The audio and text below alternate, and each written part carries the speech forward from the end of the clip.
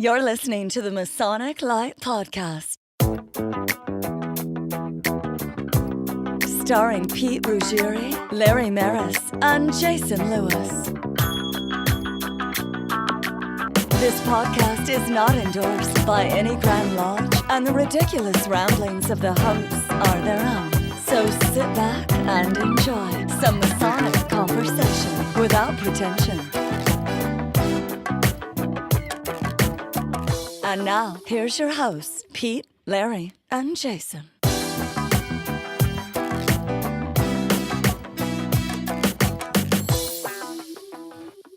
All right. Hello, everybody. This is Jason Lewis. Pete's not with us today, and we have Larry. Hello there. Larry Merris here, of course. And we have our guest, JP Myer, with us today. So I'm going to try to do my best to Pete Ruggieri, and I don't know how well that's going to go. He is en route with another brother of ours, a master of Lamberton Lodge, and they're going to see Weird Al. Yeah, this is what's really neat. We have JP here today to talk about music and Freemasonry, or Freemasonry and music. We've got some pretty classical people out there. Also, two great jazz individuals were Freemasons. And so here we have this eclectic kind of a thing. Pete's going over to Hershey, Pennsylvania to hear Weird Al Yankovic and study that music while we're here doing our thing. There you go. It's all full circle. Yes, full circle. Weird. Al. Look at that. Da-dum-tsh. So I guess we'll jump right into it. So, normally we kind of discuss our week, and, summer is finally coming to an end. But what did you have going on this week, Masonically? Or at least since our last recording? Yeah, since our last recording, which are really 2 weeks. I'll start with last week, basically Goose and Gridiron. The pins are in. They are. They look great. They look fantastic. Who was it? Oh, Jimmy called, one of the founders of the Goose and Gridiron.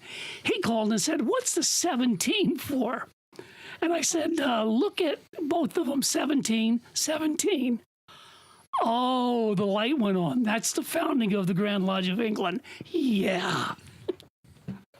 Yeah, they look pretty good. So very good. They are for sale. We have them online for sale through a Big Cartel site. We can, I think we've linked to it already on the Facebook page. We can do it again. So, anything else exciting? Let's try to. We had our large meeting. Yeah, Lamberton had the large meeting. Lamberton had their large meeting.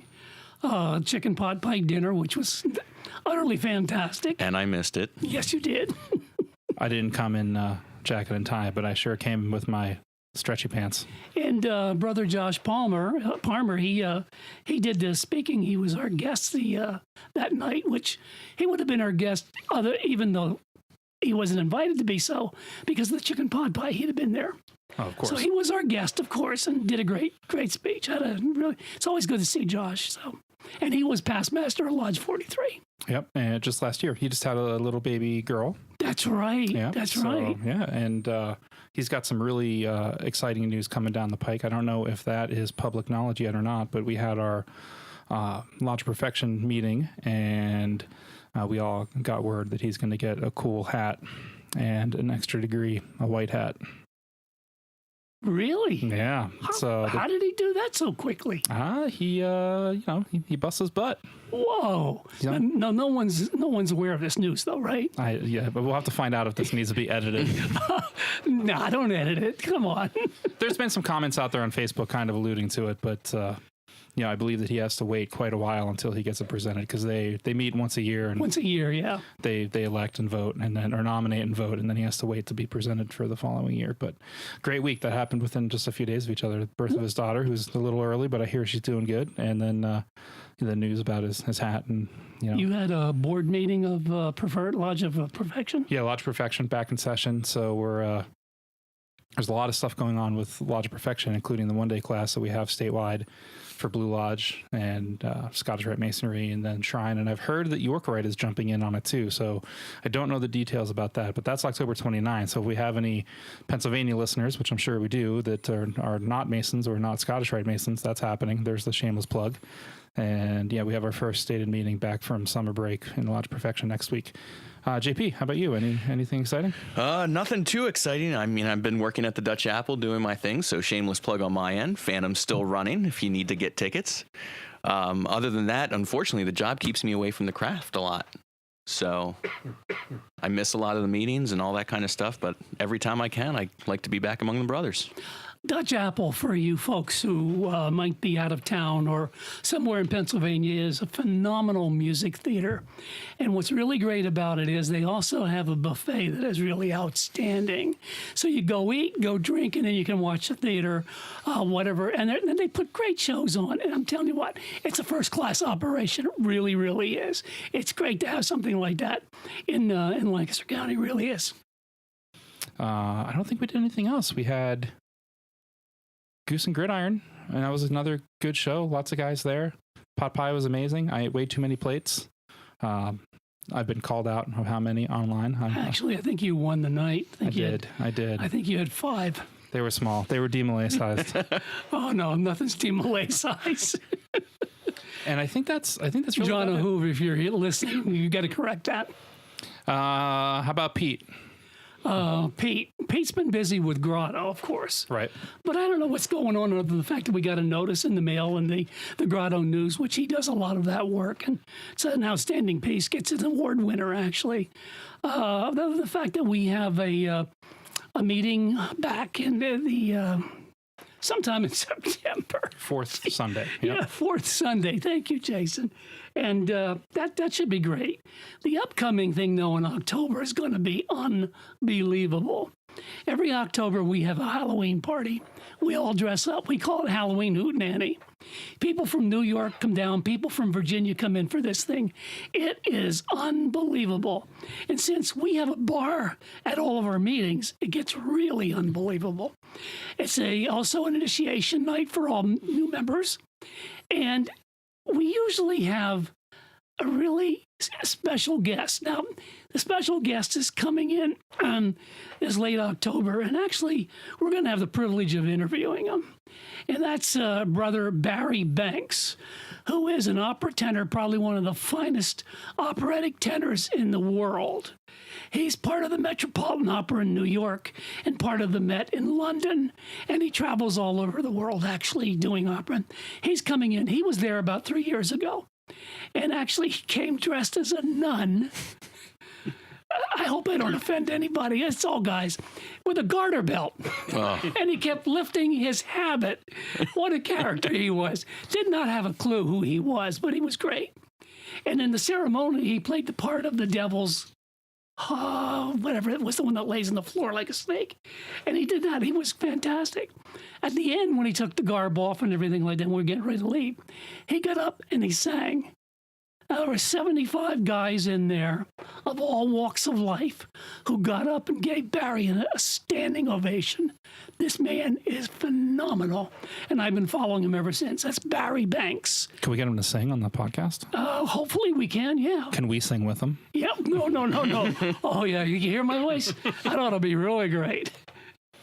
I think that's about it for what we've done in the last couple of weeks. So I guess it's time to take a break. And we'll be back. Hey there, listeners. This is Pete, and I wanted to tell you about MasonicScarves.com. Masonic Scarves offers full-color, knitted soccer-style scarves, perfect for you to wear to lodge, out casually, or even to display in your home. I currently have in our lineup pretty much every Masonic body from Blue Lodge, York Rite, Scottish Rite, Grotto, Shrine. If you think about it, I probably have it. Are you a turtle? Well, you bet your sweet ass I have a scarf for that. So you can easily order online with a credit card, and I'll generally have your scarf in the mail the next business day. Do you need an easy fundraiser for your lodge or organization? I can have a custom scarf design delivered to you in about 4 weeks, as long as you order a minimum of 50 pieces. I can help you with the artwork, and you'll have an original item that you can sell or hand out as a gift for visitors or past masters. Visit MasonicScarves.com or drop me an email at info@MasonicScarves, and I'll be glad to help you.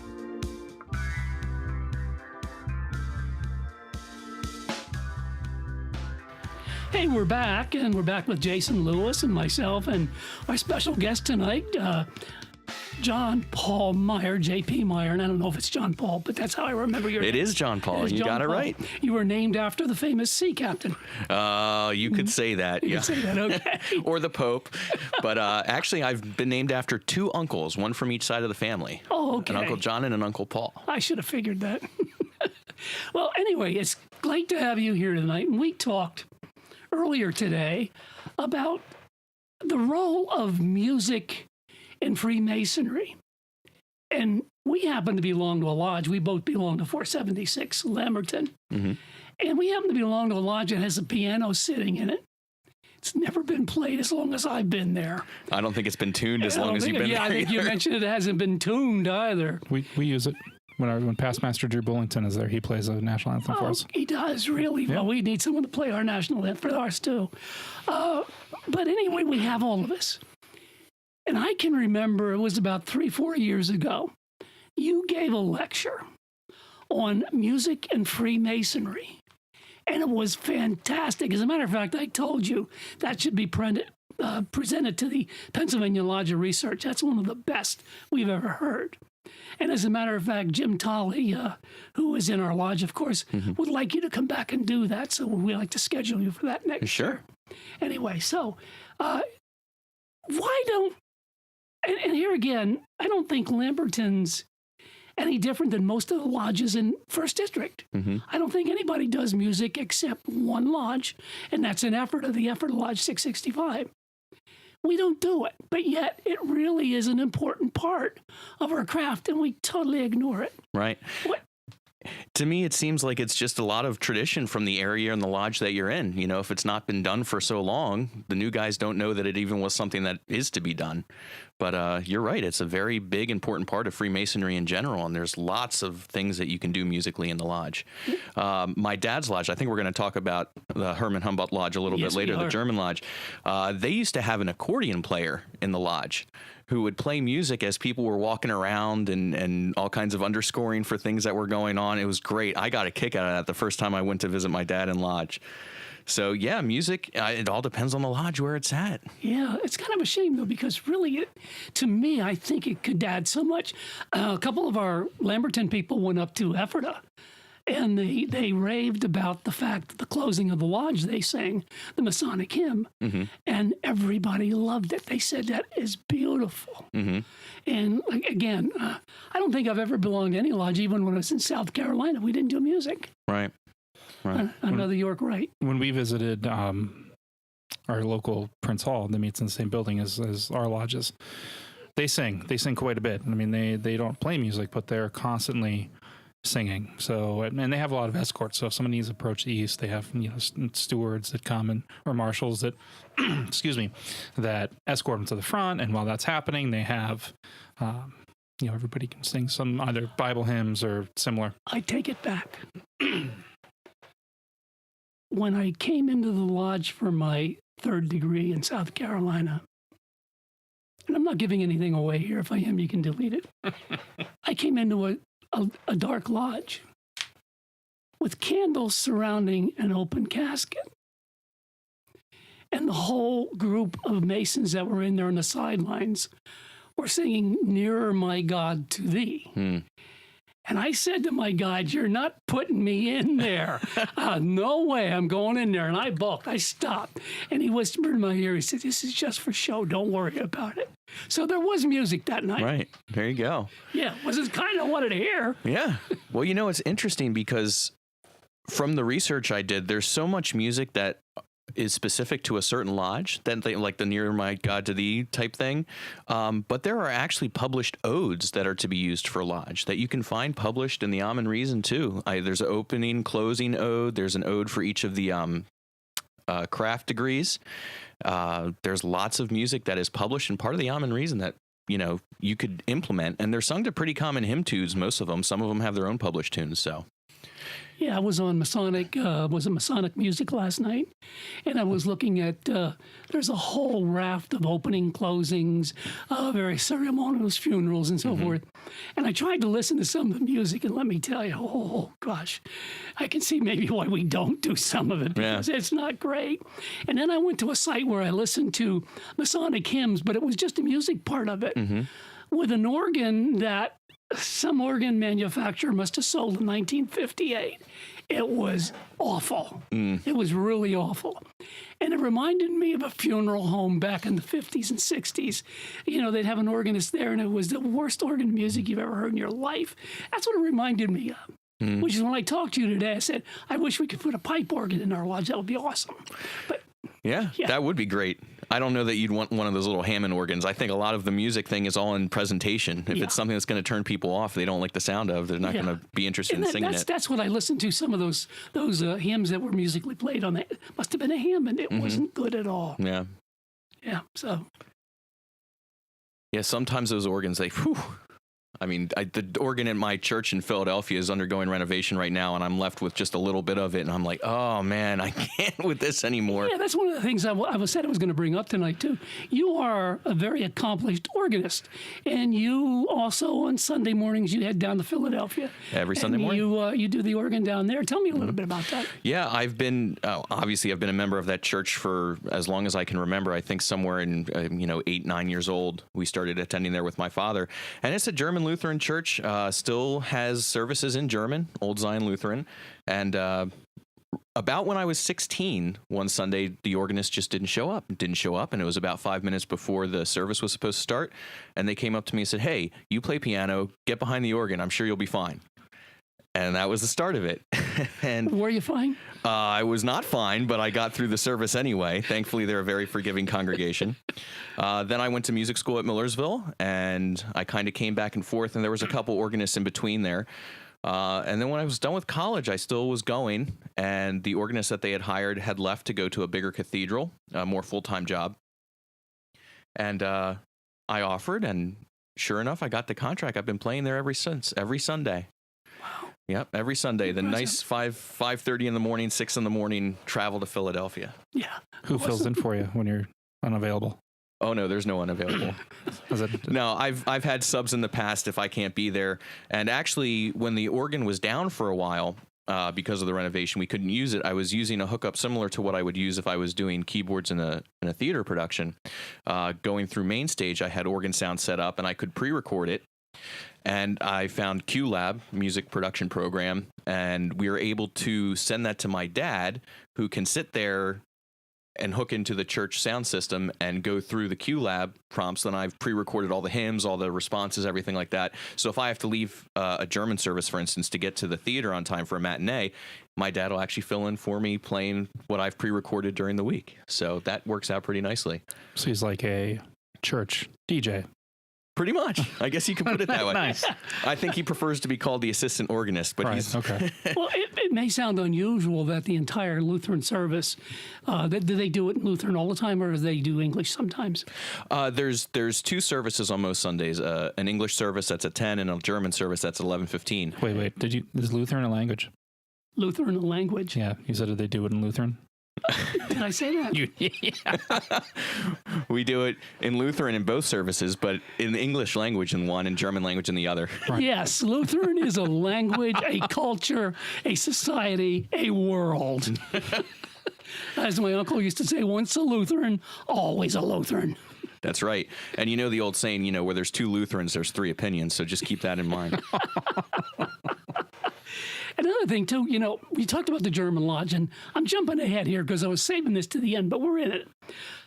Your dad and his lodge came up to our lodge about, 3-4 years ago? Yeah, it would have been 2011. 2011. And we did a joint lodge meeting, opening, close it, all the ritual in between. Half German, the officers of the lodge down there. What's the Herman Humboldt? Herman Humboldt Lodge. Herman Humboldt Lodge. They did their part in German, and we did it in English, side by side. Right. And it was the most fantastic lodge meeting I think I have ever been to. Yeah, that was a very exciting night for me. That was an awesome night. Yeah, it was great because my father was actually the past master of the Herman Humboldt Lodge. Exactly 25 years apart, we were masters. He was master in 1976, and I was master in 2011.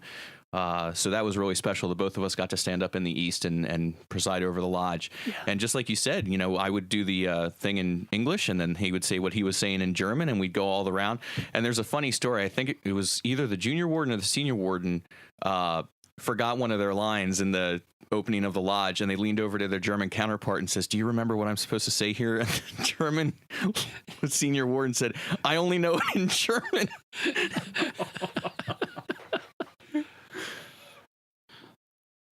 Was that the sign? Oh, is it potty time? Yeah. All right. I'm trying to do my best, Pete, over here. So, all right. So I guess it's time for us to take a quick break, and we will be back with our guest, JP Myer. The Red Serpent by Larry Merris. One man's obsession to avenge the death of his wife uncovers a long-hidden, ancient blueprint to perfect the world for future generations. Visit www.larrymerris.com. You can purchase this book anywhere except CVS. All right. So Larry is fully relieved. We're back with our guest, JP Myer. And, the one thing we forgot to mention before you jump back into part 2 of this interview, we moved into a new studio. Yes, we did. So we moved out of the Lancaster Masonic Center, which I don't think they knew we were even there, in and out. And our Monarch and the Schmucker room. Yeah, the Schmucker room. The Schmucker. That's the Schmuck room. And that's not the jelly guy, by the way. But we're in Monarch Studios now, our Monarch from Grotto. And but he's not here, so he graciously let us come in and use the space in his absence, and his lovely wife let us in. So, but without further ado, back to you. Yeah, thanks, Jason. One of the things I wanted to talk about, the various types of Masonic music that there are, but just as importantly, some of the composers, both modern, both jazz, both classical. If you could talk a little bit about that. Yeah. Well, let's start with the composer since we're there. I mean, obviously, there's the classical composers. You have Mozart, you have Haydn, you have Liszt, you have Beethoven. All were master masons. Mozart actually wrote a lot of music specifically for masonry. I listened to the funeral. The funeral piece that he wrote, which was really nice. Beautiful. I listened to the prelude of the Magic Flute. That was okay. I started listening to the opera, and that was it. I lost me right there. Sorry, Barry. How long is the Magic Flute? It's like 2 hours long, isn't it? It's a long one. Yeah. It's not as long as some operas, but it's an opera, so it goes on. Man, it's worse than like progressive rock. But it's interesting with the Magic Flute. There's apparently a lot of Masonic symbolism in the Magic Flute. Talking about the overture, the prelude, it's written in the key of E-flat major, which for those of you who are musically inclined out there has 3 flats. 3 is a major symbol in masonry. You got 3 pillars, 3 great pillars, 3 lesser pillars. You have the 3 officers, worshipful master, junior warden, and senior warden. And it starts with 3 very distinct E-flat major chords. Whoa. So right there, right off the bat, a lot of people are saying he was trying to demonstrate some symbolism of Freemasonry right from the beginning of the overture. And if you study through it, there's actually a lot of allusions to Freemasonry, both in the music and in the actual dialogue, and well, not dialogue, but the libretto of the piece. That's a word nobody's going to know. Yeah, libretto is all the words that they're singing.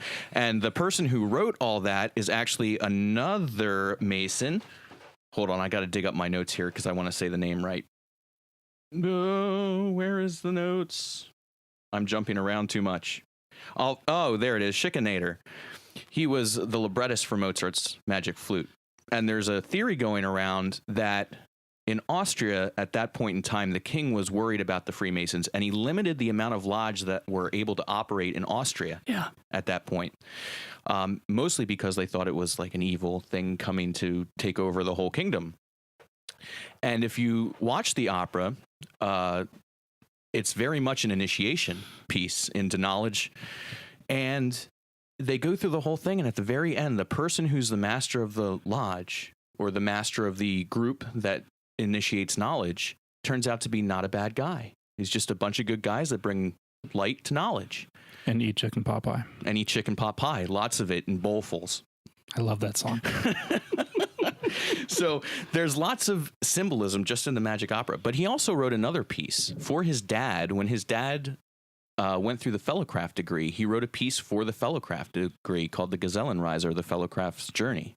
So Mozart was very big into Masonry and did a lot of things for Masonry and music. Cool. I saw Ludwig, and this I did not know. Ludwig von Beethoven was a Mason. Yep. And I love most all of his work, by the way. And was it Franz Liszt? Franz Liszt? Yeah, Franz Liszt. I haven't heard anything by him. I have to look him up. I do love classical music. And and of course, a lot of the classical composers and the Romantic composers, they got involved because right around that time you had speculative Freemasonry, and they were in the right social circles to join Freemasonry at that point in time. So right there, you get a big influx of major composers and major music lovers into the craft, and boom, you have a lot of the odes starting to come around. Politically, there were some things that were going on at that time, too. You had Voltaire, you had Rousseau, you had things in England that were changing, you had things in the United States or the colonies that were changing. It was quite a, how should I say? Volatile time, exactly. So I could see why the King of Austria was really worried about Freemasons. Yep. I mean, look at what they did in France, the United States, and England, for God's sake. So you mentioned earlier, Larry, there's a number of jazz musicians. Yes. Count Basie, I believe, was probably I the biggest believe so, one. yeah. Yep. Irving Berlin was in there. Duke Ellington. Yeah, and going right on through, Meredith Willson, the composer of the Music Man musical. He was a Mason. Nice. Yeah, lots of people, and the list is extensive. I didn't want to print out the whole list because it would take us forever to go through them all. Oh yeah, but almost anyone you can name probably has some connection to Masonry. It's Interesting. Pretty amazing. Do we have anything else? Well, actually, I want to do one thing Okay. before we take a break. I want to shout out to somebody special. Oh my God! Last time you did this, it lasted 20 minutes. And that's Lauren. That is JP's fiance. No, not fiance yet. Not. No. I thought it was. I thought you guys. Everyone keeps saying that to me. Got engaged. No, we didn't get engaged. No. Gosh. Her sister actually just had a wedding. Was it last weekend now? And there was a picture of. She has another sister, Becca.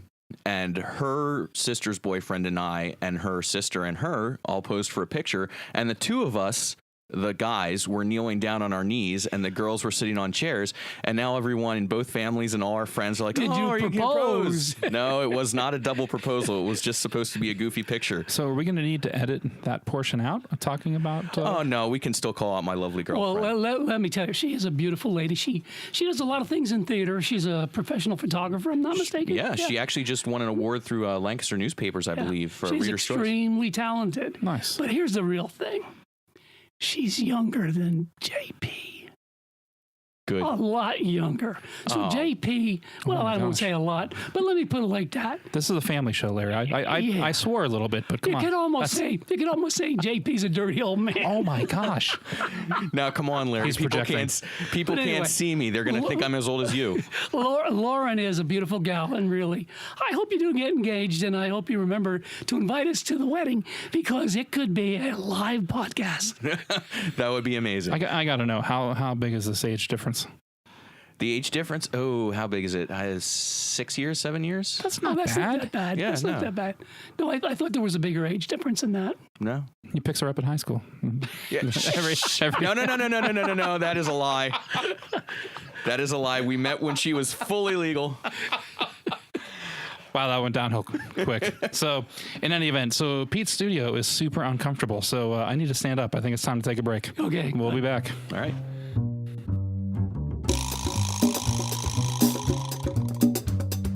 Hey, Masonic Light listeners. Thanks for tuning into the show and listening. But we want to hear from you. Do you have a great Masonic story to tell? Or would you like to be a guest?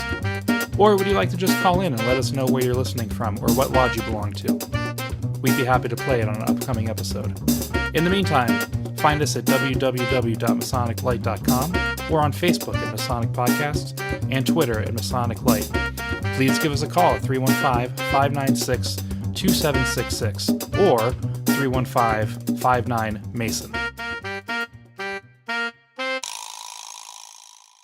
All right, and we're back. I think Larry's just got a few more questions for JP here. Music is such a broad subject, so I think you guys got a few more details. Yeah, one of the things we were talking about on break, and we do talk about these things on break when I'm not in the restroom, we talked about the liberal arts and basically music being an important part of the liberal arts. You know, the 7 liberal arts that I think we learned about them. Well, maybe not.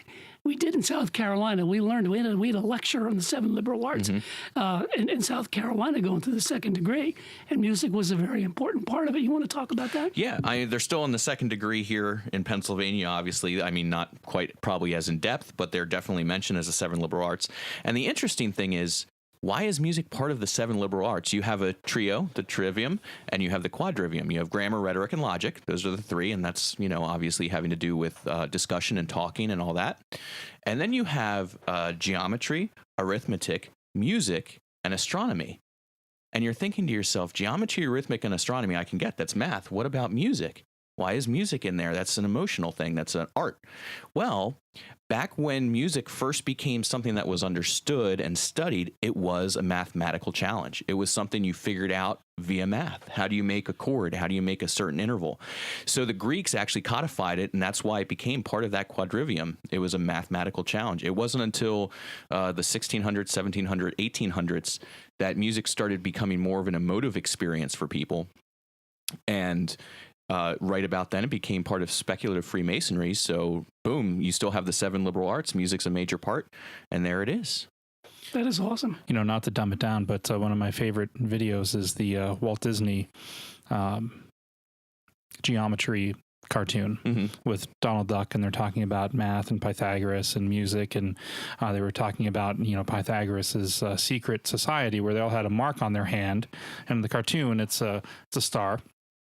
But who knows if that's what it was for real, but they would meet in secret and talk specifically about math that at the time would have gotten you in serious trouble, and music, which was based around math, obviously. But yeah, pretty neat stuff. It's a great cartoon. Yeah. Brother Walt Disney, by the way. Oh, another brother, see?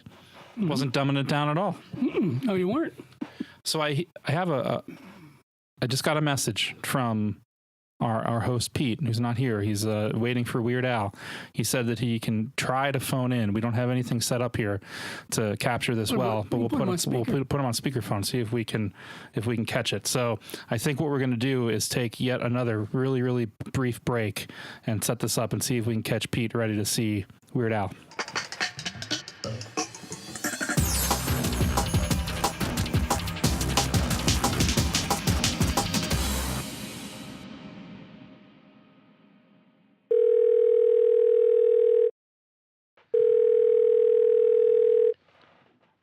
Okay, and we're back, and I have, because we're so low tech, we weren't expecting to set this up. So I have my phone on speakerphone. We have JP and Larry and myself, Jason, of course. But on speakerphone, we have our co-host who's sitting in a sea of nerds, as he just put it.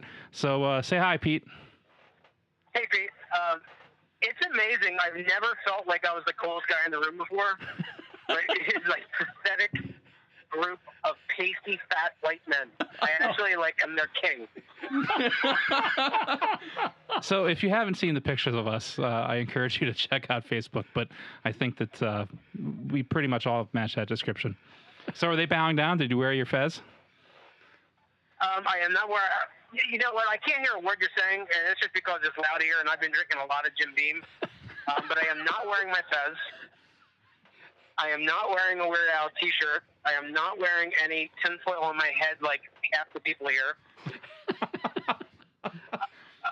It is, I mean, I'm glad I came. It's a good experience. It really is making me feel better about myself. Well, good. It's like an ego boost. Yeah, absolutely. Nice. I just saw my second person of color. So it is officially a diverse crowd. Oh, Yeah. I don't know if we can keep that in the show or not. Yeah, we I'll can. just keep it in. I mean, we're not in Arkansas or one of the We're above the Mason, whatever. The Mason Dixon. We all get along here. Were you reading the news? Why'd you say Arkansas in particular? I don't know. I guess because Hillary Clinton and her body double were on my mind. Nice. Well, Larry's been behaving. We're doing okay without you, but we sure do miss you. I hope you have fun at Weird Al. Were the dogs barking the whole time? You could hear a little bit, but I think we're going to be okay. It's little stuffy in here, but we'll get there. Sounded like a pack of wolves downstairs. Did you see I left you some whiskey and water? Yes, we did. Oh, you're a good host. You're a good man. And since the bathroom's so close, I did leave a candle in case one of you had to drop a deuce.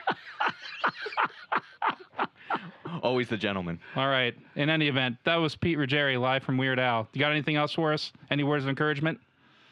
No, JP, thanks for coming out. Sorry I wasn't there, but with a musical genius like Weird Al Yankovic, how was I to say no? Yeah, I know where your priorities lie, Pete. It's okay. All right, guys, I'll see you. All right.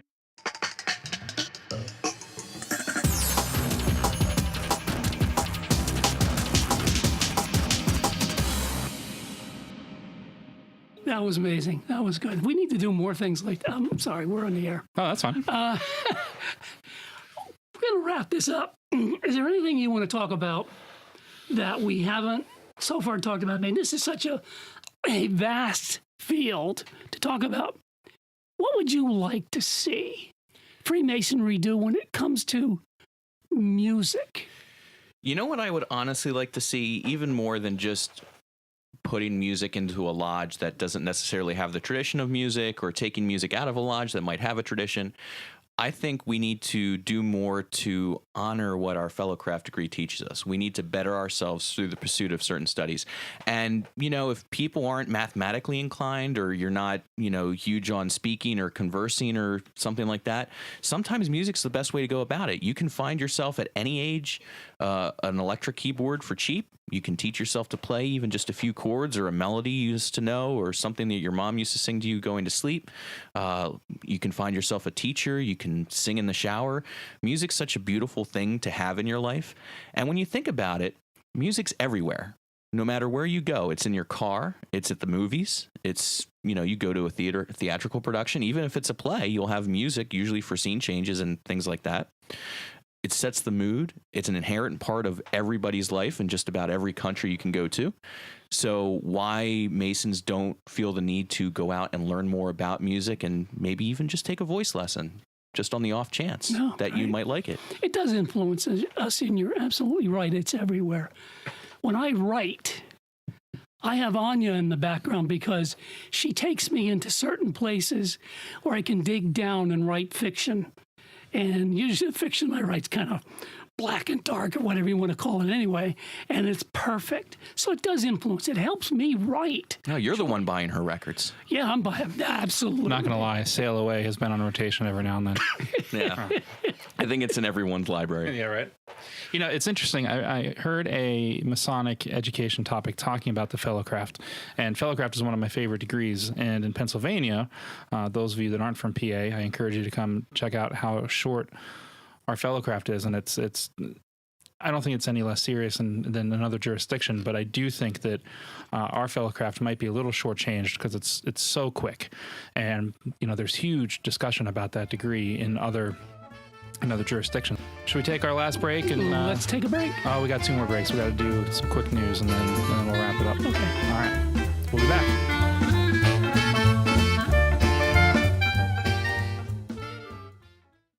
Good news, everyone! Masonic Light News. News not fit to print. Lots of stuff going on in the news, and I don't have my notes in front of me, so we're going to kind of wing it and more discussion. But a topic that has been brewing for the last couple of weeks and even the last couple of months. And I'm going to try to do this as gingerly as possible, not mention this jurisdiction. But if you are into Masonry and you're into American Freemasonry, you've definitely seen this. But there is a jurisdiction out there And the past bastard just joked about this and said thank you to this jurisdiction for taking the heat off of Georgia and Tennessee because of their drama they had earlier in the year. But this particular jurisdiction has been drawing a hard line in the sand about their members speaking out specifically digitally, so through Facebook or emails or posting. And there's a couple accounts of a few brothers that have been called into Grand Lodge of this jurisdiction. Not their own lodge, but brought in to either plead their case or sign a voluntary rejection. Inquisition, and if you're guilty, you get burned at the stake.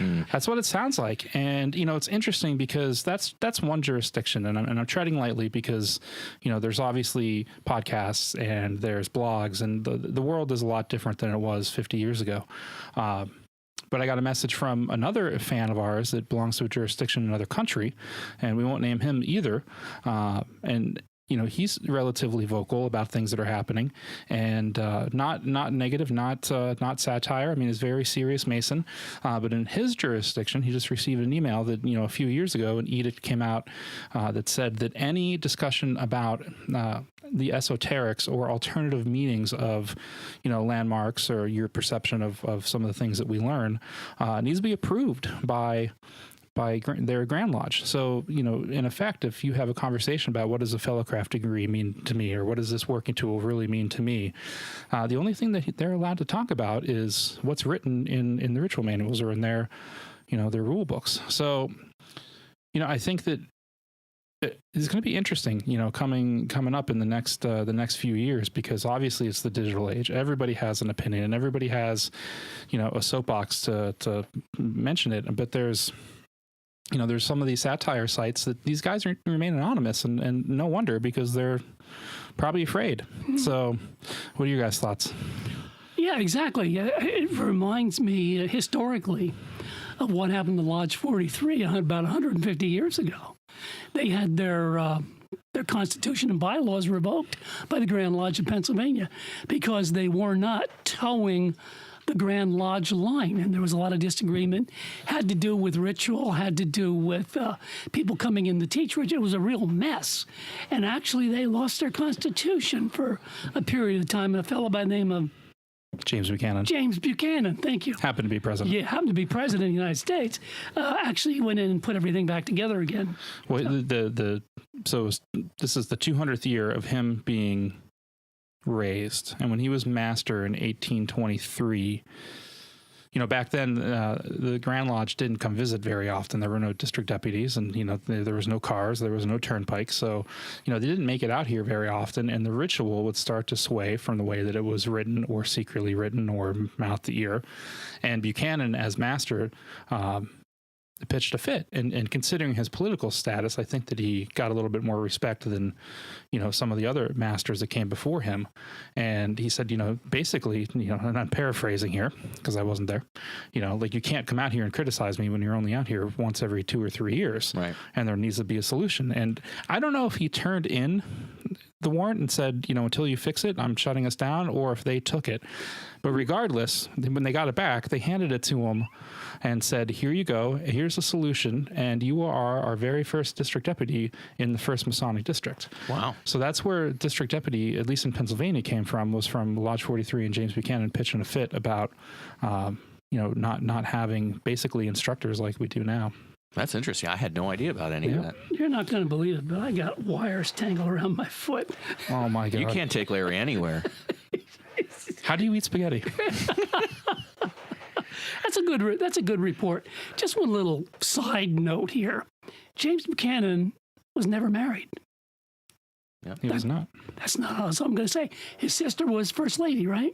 His niece, I think. His niece. Yeah. Oh, interesting.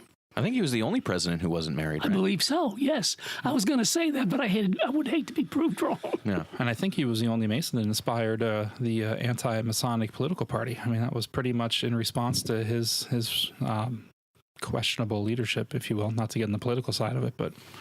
Yeah, so it's interesting. I think it's going to be not fun. I think it's going to be interesting to watch the climate out there of how Masons voice their opinions. Sounds like some of these jurisdictions are drawing a hard line. And unfortunately, thankfully, thank you to my jurisdiction, we haven't seen that yet, and hopefully we don't. Because I think a lot of people get turned off by the very massive micromanagement of Masonry. Well, it's interesting because we're taught to, be dutiful citizens and honor the laws of our country. And, the laws of our country are free speech, at least here in the United States. So I understand, keeping a control on ritual and making sure everyone's doing the same ritual. But when you're talking about esoterics and interpretation of what you're learning and what your interpretation of these symbols are, I don't know that they have a place to stand on that. Right. And I think we all took an oath, that said that we won't wrong at the Grand Lodge, of Pennsylvania or anybody else's. And while we sit here and we occasionally have fun at Masonry's expense, never would I take a hard swing at the Grand Lodge. Right. I don't think that any of us are, even though we joke on the podcast, we love Masonry and we love our brothers and we love our jurisdiction. But we are very fortunate in Pennsylvania. I think we have probably one of the world's best, greatest Grand Lodges ever. Agreed. There's just so much. I hate to use the political word progressive because it's not political, but they're a very progressive Grand Lodge, and they're fantastic. They offer so much to their members, and they do so much for the members. So I would never, ever, and I don't think they would ever go that way. There's your plug, Grand Lodge. We love you. So that's all I have for the news, guys. Should we? Do you guys have anything else we want to talk about? I don't have anything else, JP. I'm done. Well, let's quick go around the room and what do we have coming up Masonically? You made a recommendation. Oh my gosh, what I do now? You said that what we should do, where JP's concerned, and have him as a guest again, or how? I don't know how we can do this, but for him to propose to his wife on a podcast. Propose to my wife? Oh, in the course of one interview, she's gone from my girlfriend to my That's okay. to my fiance to my wife. So congratulations, honey, we're married. I thought you were. Larry gets to fulfill two goals of his if you do that. A, you propose on the air, and B, apparently you're Mormon,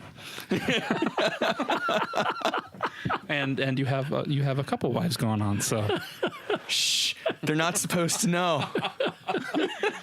Oh man! All right. So, do you have anything coming up in the next couple weeks before we record again? Not to my knowledge, no. Well, yeah, the old Goose and Gridiron. Yeah. Buy the pin; it's online. Yes. Yep. You can find it on our Facebook page. Yeah. Definitely. And it's getting cold out there, and I'll put a plug in, but I think Pete's going to give you something to work with anyway. Buy scarves. Yep, buy Pete's scarves, buy our pins. Yep. Don't forget my book. Yeah, Larry's book. Read it. Yeah, it's great. They're reading it in Australia. I got sales down there. It's amazing. Can you get it on tape? Have you had like Morgan Freeman or anybody read it yet? No. Oh, I'll totally do that for you. You can't get it. You can't get it on voice. Yeah, you can do that. Nice. I don't know who's doing it, but you can. How about you? Do you have anything going on, JP? Not so much. We're going to be starting a new show here at the Dutch Apple pretty soon. In the next couple of weeks, Anything Goes will be opening. But other than that, we're just continuing on with Phantom, and that's pretty much my world right now. And the menu has changed there, and they really are doing some great stuff over there now. And if you guys let me do a shameless plug about that.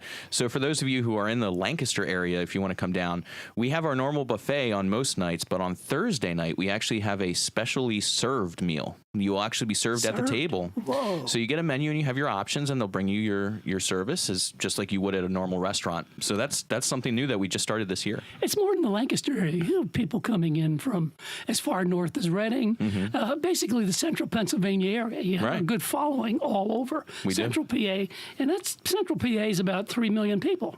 Yeah. So you have a big market area that you get to. Half don't have cars, but or electricity. Where can we find the theater online? DutchApple.com. Nice. Do you guys do chicken pot pie? You know what? I haven't seen chicken pot pie on the menu yet. Nice. That would be a sold out show if it is. Yeah, I will have to definitely put that in. Yeah, there's an undercurrent, if you will, theme of chicken pot pie on the show, so we need to keep it going. Coming up for me, we have one-day class, October 29th. So if you're Pennsylvania Mason, there's your plug. You can join your Blue Lodge. You can join Scottish Rite. Lodge 43 has their meeting next week. So we have our table lodge. We'll probably talk about this a couple times in the next couple weeks on the podcast, but in our October meeting, which is the second Wednesday, I think it's the 14th, don't quote me on that, we're doing a grotto presentation. So if you want to hear about grotto, Jack Harley, our venerable prophet, right? He's going to be doing a presentation of grotto in Ubar style. So there'll be some call and respond. And that is chicken pot pie night. It's chicken pot pie night. Jack's speaking. We're going to call off labor. So anybody who is from Grotto wants to wear their fez, they can come in. We've got permission. And then also Ubar is serving refreshments at Lodge 43. So if you're in the area, it's going to be a really, really fun night. Non-alcoholic, but we can walk and get alcohol soon after the meeting. I think we're going to do our 25-year pin presentation that night as well. And it's going to be quick. It's the 25. It's a quick one. Those guys can still walk without a cane. I won't say what I was going to say. Okay. And we do have a couple guys that we missed that haven't gotten their 15, 16. This is the deputy district grandmaster, whatever you call it. The district deputy. Well, he's always more than welcome to come, and if he's not there, then we'll do it ourselves. No, he's usually there for presentment of pins. That's why I asked. Yeah, we have a couple guys that didn't make it that asked if we could have a makeup, so we're going to do that in October. That's pretty much all that I have. Last shameless plug for me. My wife started a new cleaning business, so she's been doing it for a while, but it's finally legit. So if you're looking for professional cleaner, part owned by a brother, you can find us at www.1760clean. That's a play on 1760 clean if you're from Lancaster. Okay, it's time for our closing remarks, or as Pete likes to call it, Larry's Ramblings, or Rambling Larry, whatever you want to call it. It's time to give special thanks to our guest, JP Myer, for being here, for putting up with our nonsense, for getting him in trouble with his girlfriend, soon-to-be fiance, I have a feeling. And we had a lot of fun. We were great guests. We had a lot of fun. Absolutely. Thanks, guys. It was an honor to be here. As Pete would say, you have a good face for radio. And thanks for... Actually, he's a good-looking guy. Thanks to Jason Lewis for doing all of our production, our production manager. Thanks to Pete Ruggieri for calling in. And we want to give special thanks to Monarch Studios, where actually it's like a sauna bath right now, but I'm sure this is going to change. Larry has stripped to his undies. He's tangled up in cords. And also, too, we also want to mention that, and this is very sad, this is a sad note, our news correspondents, Ima Blather and, what's the other guy's name? Not a worthy? No. Not a worthy, yeah. We haven't heard from them for a month. What Last country? we heard, they were in Afghanistan. Well, we said it right this time. Yeah, okay. Yeah, and I don't know what's going on, so we have a problem there. I don't know if we're going to have any foreign correspondents anymore. I hope they're okay. Because I have a feeling they made a shake and they're married. But anyway, get away from that. Not politically incorrect. Also, too, special thanks to Rocco and Dash, the two protectorates, the two guys downstairs that are protecting us from any kind of burglar at all. They're gigantic Dobermans. And also, too, thanks to Stephanie Ruggieri for allowing us to come into her house tonight when Pete was gone. Which is, she's brave, and we like that. And thanks, Steph. And she's a sweetheart. None of us are very quick, though, so I think that if we were here for, here for the booze. She'd beat our butts. Yeah. And also, too, I want to give special thanks, and I'm going back a little bit, to the law firm of Dewey, Cheatham, and Howe for keeping us out of trouble, keeping us straight. And pretty much that's it. Well, if you don't have anything else, this is anything else. No. This is Jason Lewis. Do you want me to say anything else? Did you want to say anything else? I don't know. I'm trying to sign off, Larry. Jeez. Okay. This is Jason Lewis. This is Larry Merris. And this is JP Myer. Have a great day, and thanks for listening.